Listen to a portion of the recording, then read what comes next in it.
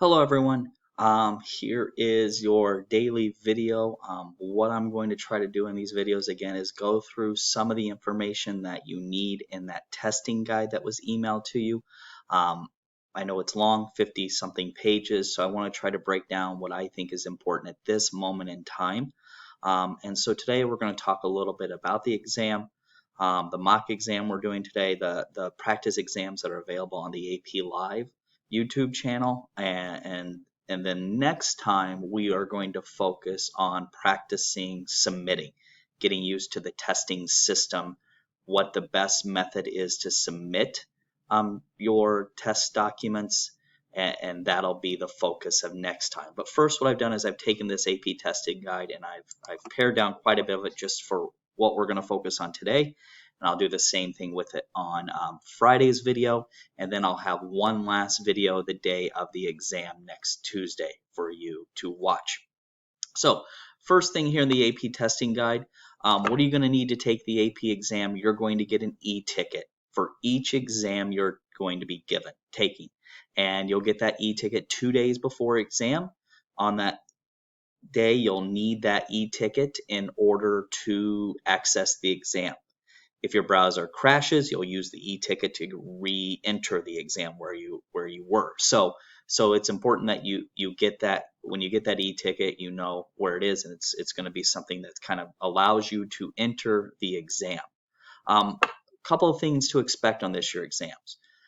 They're not making it more difficult to earn a 3, 4, or 5. They're going to make it as fair as they can. Now, what I have noticed by reading these materials, and I've attended a couple webinars, is this one last part here where it says, don't worry if you don't complete all parts of the question. I would not be surprised if they wrote a question that would almost be too long to finish in the 25 or 15 minutes.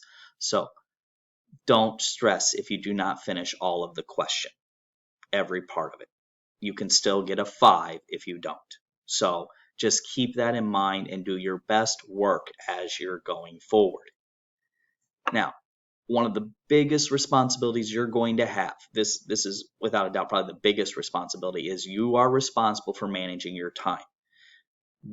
Once the first question starts, the timer will actually show up. It'll be black. It'll say 30 minutes. And what that really will be for question 1 is that's 25 minutes for question 1 and 5 minutes to submit your work. Once the clock hits 5 minutes, it turns red and a pop-up will come up that tells you you need to start submitting your work. Now, in theory, you could continue working, but you're risking a lot when you do that. What you want to do as soon as that 5 minute hits is you want to stop where you're at and begin the process of uploading your work. Because if you do not hit submit by the end of that 5 minutes, that question does not count. And it's not something where you could get a makeup for that one question. So it's very important that you keep track of that timer. In fact, I would suggest setting a secondary timer on your phone that has an alarm that will go off at 5 minutes. So you know now you need to stop and submit the work. Again, it'll be a 30-minute clock for question 1 because you have 25 minutes for the question, 5 minutes to submit. It'll be a 20-minute clock for question 2, 15 minutes to do, 5 minutes to submit. Question 2 starts at the same time for everyone in the country.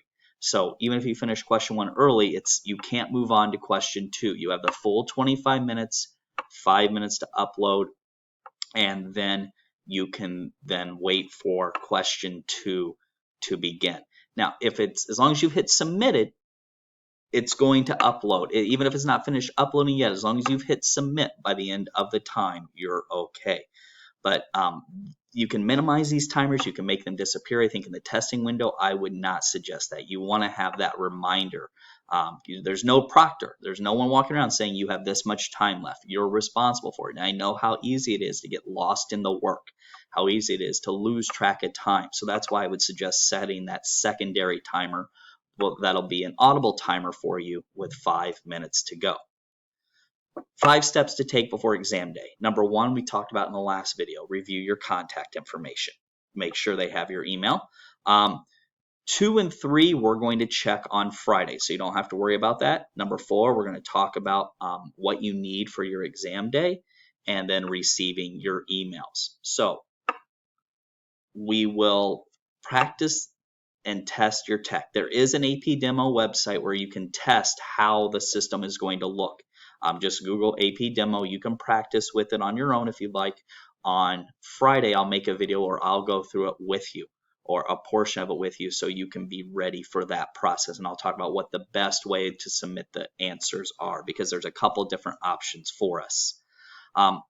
Today, you should have got an email with your AP ID and the list of exams you're registered for. Now, that AP ID, it's going to be on your entrance ticket. It is important that you have that written down. You're going to have it on a checklist with you, because every page that you do work on, you are going to write that AP ID at the top of the page and then your initials after. And then 2 days before each individual exam, you will get the e-ticket that you will use to submit for the exam. Things go wrong while testing. Internet crashes, accidentally close a browser. If you get right back in it, just go back into it. You use the same entry ticket to get into it and continue where you left off. If it's a catastrophic error, there is a link that you can see there that you'll go to request to do the makeup exam, which I believe is near our last day of school, around June 4th, if I'm not mistaken. It's somewhere around that first week of June. And then the final page here, they could have just scrapped the whole program and said, we can't offer AP exams this year, but they're trying to give you guys credit for the work that you've put in throughout the entire year. I know it's not the same exam we signed up for. I think they're going to be very fair in how they grade it, and hopefully we can all work towards getting that credit. Now, to that admins.